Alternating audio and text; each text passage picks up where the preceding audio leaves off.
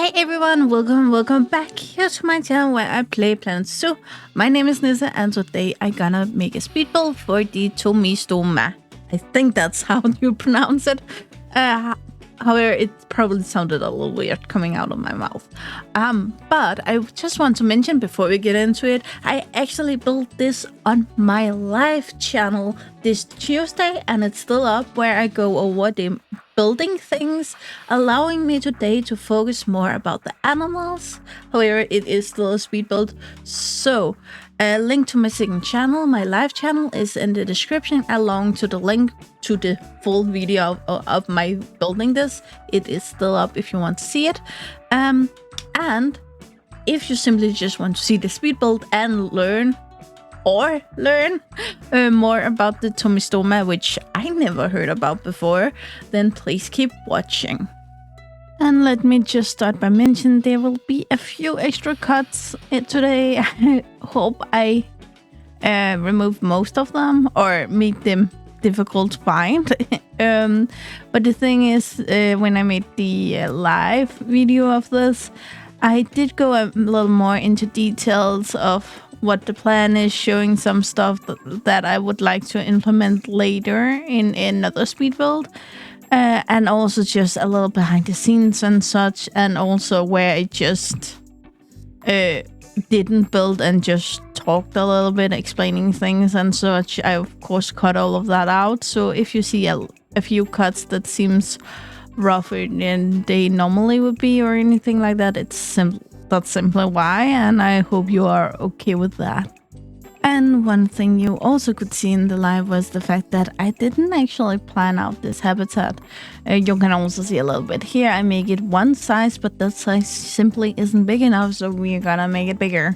I use Superior a lot for that. Normally I cut it out, but I just thought that maybe you guys would want to see that as well. Those of you who didn't want to see the live. There is that calculator in there where you can practically just tell it how many adults, how many babies you want in there, and it will calculate how much space each of them need. It's just something I wish I knew back when I started building habitats for Planet Zoo. So yeah, probably some of you guys already knows, but if you didn't, then you're welcome. Even though I had planned this water area for a while, not specifically, but more like that I wanted a water area and I wanted it to be down here, and the general idea of going from one part of the world to another, which I don't think is a unique thought, but it was the idea I had. And even though I had that idea, I had no idea that I wanted the Tomistoma in here. Basically because I didn't know it existed.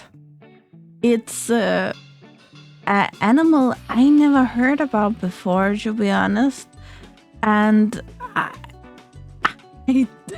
yeah, it is of course a crocodilian, but it's quite unique in some areas.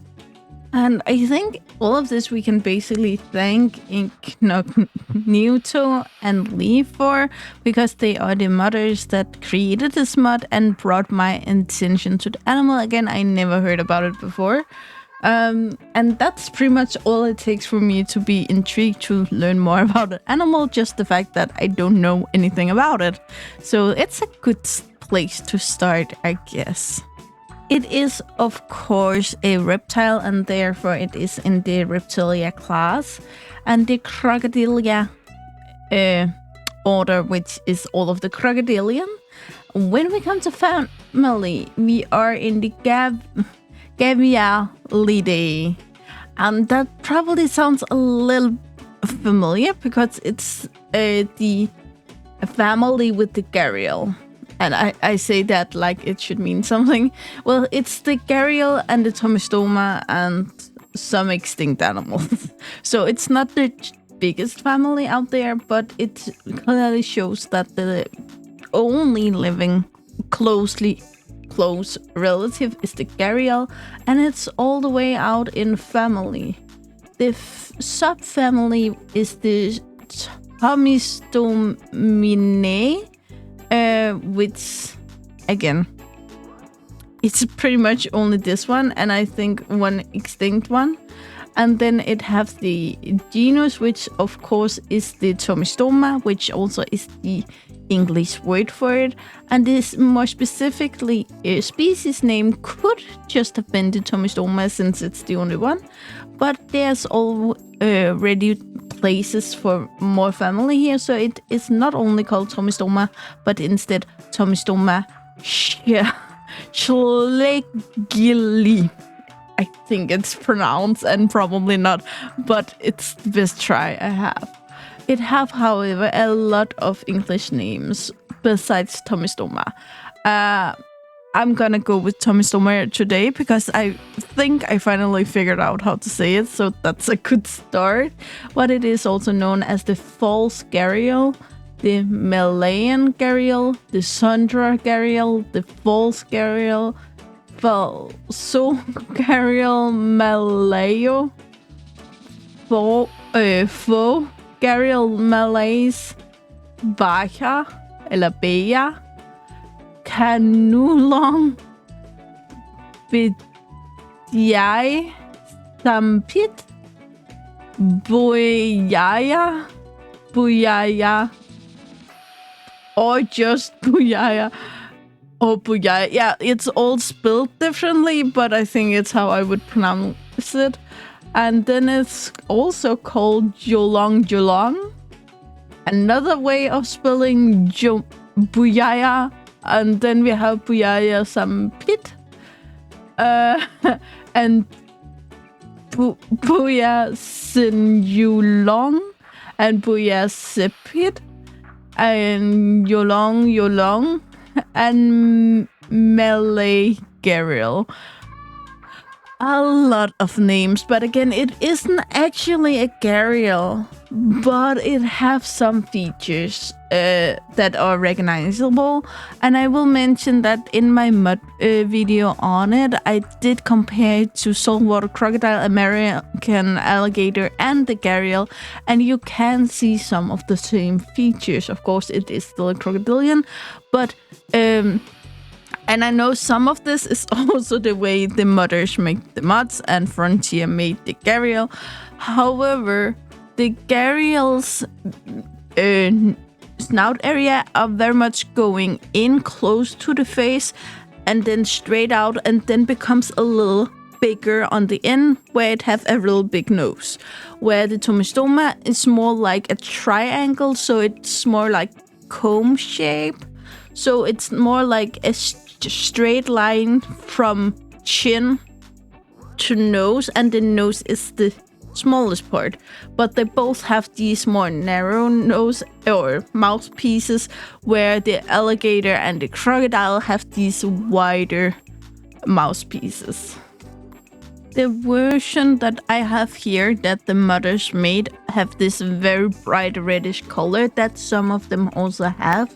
However, some of them have a more discreet, normal crocodilian color, like a tan, beige, greenish color. And they don't seem to have the pale underbelly as some crocodilians have. Of course, here they have this lighter. That wasn't pronounced right. They have the light underbelly, but the patterns from the back continues on the belly, so it isn't just one color pale base like it is on most crocodilians. The reason why I put them here next to the saltwater crocodile is, as I mentioned last time, saltwater crocodile lives close to Australia and the Indo-Pacific Ocean. So that's where we want to start this travel, since the last few habitats closest to it is the platypus and the koalas. So therefore it just made sense to have the saltwater crocodile there. So next to it we have here the Tomistoma, which live in Asia. More specifically, it lives in the Malay Peninsula and on Borneo and Sumatra. That is islands we have heard about before here on my channel and probably also other places. But if you don't know, it is a few of the islands and a half island that is between Australia and mainland of Asia. Those small islands down there. Or it is bigger islands, but compared to the land masses surrounding them, they appear small. Looking more specifically about where they live, I will mention a lot here. And if we start somewhere, we can see lakes, rivers, bog, wetlands, freshwater, marsh, riparian and swamp areas, which is pretty much what the saltwater crocodiles and pretty much all crocodilians like to be in, more or less. They do, however, also both live in forest and rainforest areas, which isn't exactly what a lot of crocodilians like. That tells them a little apart from others. Again, you need to be a little more agile to live in a rainforest or just a forest, because you need to be able to, especially when you're a predator, hunt animals. And a lot of animals in the forest moves very fast. But it is with crocodilians like it is with most subaquatic animals. Here I think about penguins, sea lions and seals specifically, but a lot of subaquatic animals have this feature where they just aren't that handy on land, however very dangerous and very fast in water. The Tomistoma have some behavior that we kind of see with other crocodilians, but they do it their own way. A lot of crocodilians will on a hot day submerge themselves in water with only their eyes and nostrils above water to keep as much of the body down in the cold as possible. However, the Tomistoma does this also, but instead of finding a nice lake or an ocean to do it in, a mud hole or a shallow wallow will be enough for them. On the other hand, most crocodilians like on a colder day to bask in the sun and really soak up the heat on a nice warm rock or sand or something that attracts the heat. This is not something that you will see a lot with Tomistomas. They will do it if they need to, but it isn't something that they do like every day, every time they get a chance to. It's something that will rarely be seen. This can either be because they don't like doing it in front of people, or it can simply be because their heat regulations is better than, or their built-in heat regulations are better than other crocodilians. They are very, very solitary creatures, and they can both be awake during the night or the day, again depending on the individual and not so much on the species. They can choose to occupy burrows, but it's not something that you can firmly state that all of them does. And things such as their home range, how big a home they have or territory they have, and how they will behave around other Tomistomas if they invade their territory. There simply isn't enough facts about them to know that at this point. Again, this doesn't mean that they won't attack or won't do anything. It's just simply that they haven't been observed enough to state something clearly around it. However, this is all info from the wild that just simply isn't deficient. But in captivity, places have been able to keep Tomistoma together in bigger groups, both males, females in between, but also like single their habitats with multiple individuals. Without being able to record any form of aggression towards each other from the Tomistoma side, this doesn't mean that they haven't been aggressive or territorial against each other. It simply states that they haven't been in a way that we would be able to record or observe. The Tomistoma is opportunistic carnivores, which means basically they eat what they can get their paws on, or teeth on more specifically. They will basically grab food primarily from the river, not necessarily in the river, but like they are in the river and throw something down in the river with them, or they will catch it in the river, or they will simply try to grab something on land and get it to the river fast as possible. Again, they do not have this strong jaw, like for instance some bigger cats are able to simply crush their prey's windpipe with their teeth. Most crocodilians don't do that, and we have all seen the videos of what crocodilians does. But basically they will try with their snake-like movement, like this really fast head moving, grab the victim and either drag it underwater and suffocate it, or it will just beat it around until you have beaten it enough into, for instance, a rock or riverbed so it dives, or simply till the animals get pulled apart by gravity. That is brutal, but at least it works. It probably won't leave any like half-dead animals, and that's at least something.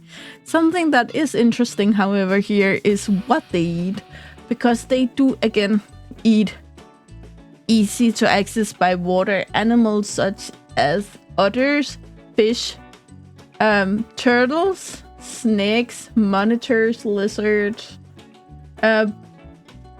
Again, both terrestrial and aquatic vertebrates, but also bigger land animals like pigs, turtles, dogs, also birds and mice. But what I find most interesting here is that they sometimes grab monkeys, which for instance could be the crab-eating macaque.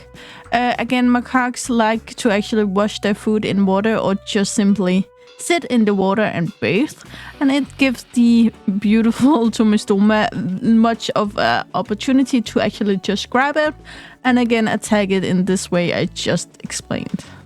I know it's probably a little late to state here, but I will just clarify my videos are not listed as for kids. I do recommend you watch them with a kid if you have a kid that can handle these kind of topics, because they can learn a lot about animals and a lot about nature in general on my channel. I believe so anyway. But I always advise to have an adult, because sometimes I say things about sexual behavior or really gruesome feeding habits, and then it may be nice for kids to have an adult by their side. When it comes to the mating system, it is again important for me just to clear up that a lot of this information will come from breeding programs, zoos, and so on, because they are really hard to get any information on in the wild. There is a few documented encounters, but basically, again, a lot of animals act a little differently in captivity than they would do in the wild. So therefore, take this information with a grain of salt. However, it is real information about them, but it is information about the ones that behavior is affected by captivity. The Tomistoma is polyamorous, which again makes sense for most most solitary animals, because if you don't care to see the dad of your kids the rest of the year, then you really don't have anything to say on whether he mates with you or another next time. Another feature here is that for most crocodilians, it makes so much sense to be polyamorous, and it is what most of them prefer to do. Not mostly by choice, but simply because a lot of them die, a lot of them survive, and it's just a numbers game basically for a lot of crocodilians. They mate twice a year, one time being from November to February, and then again from April to June. They will be pregnant for about 90 to 115 days. And thereafter, they of course lay eggs since they are reptilians, and the eggs will then be for 90 to 100 days. So kind of midway in between mating and hatching, the eggs will be laying. There will be between 20 and 60 babies for each mating event.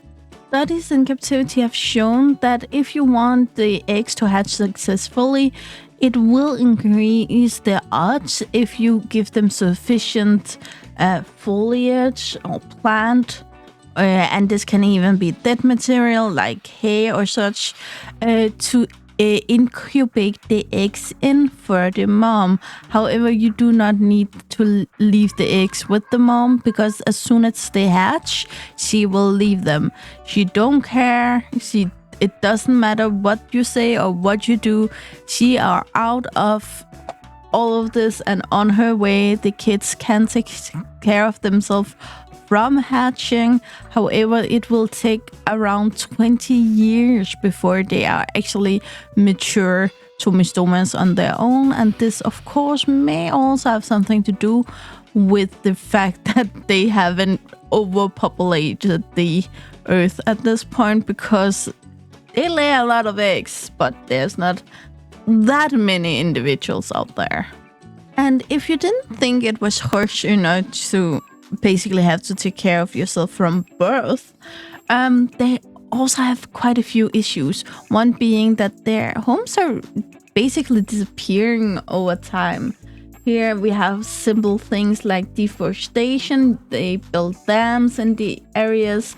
They make channels. Again, every time they affect the water life in an area, you will affect the Tomistoma, basically.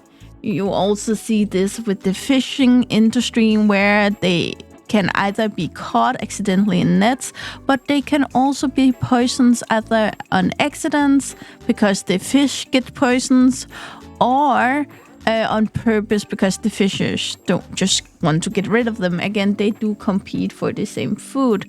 Furthermore, they were also hunted heavily in the mid-20th century, which is luckily a few years ago at this point, but the numbers are still weak. However, it is hard to document a specific number of individuals, but it is thought to be between 2,500 to 10,000 mature individuals currently, according to the info given by the IUCN Red List. Therefore, they are listed as vulnerable according to the IUCN Red List. Again, if it was an animal living in most of Asia and only 2,500, they would be critical endangered. But because they still are placed relatively close, they are only on a few islands in a very specific area, and they can swim from island to island. So they still get in contact with each other. They are still able to mate with new blood. They are still able to keep their numbers somehow stable. Therefore, they are only vulnerable, but we would like to see them as a least concerned animal in the future.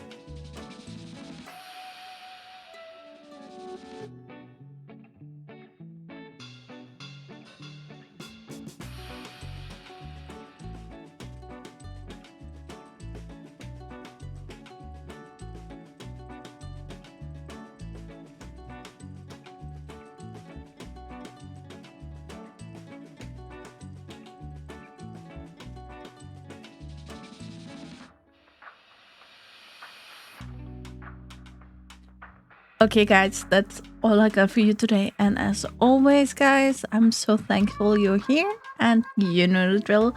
Like, subscribe, and turn on the bell notification so you know the next time I upload a video. I really hope to see you again, either in the comments below or in the next video. Bye, guys!